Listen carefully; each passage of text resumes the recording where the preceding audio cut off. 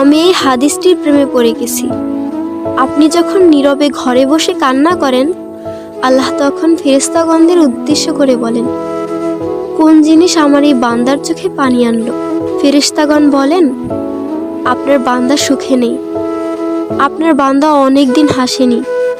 এই বলে ফেরেশতাগণ কান্না করতে থাকেন এবং আল্লাহকে বলেন, হে আমার রব, আপনি জানেন আপনার এই বান্দার হৃদয়ে কি রয়েছে, অতএব আপনি তার জন্য সবকিছু সহজ করে দিন।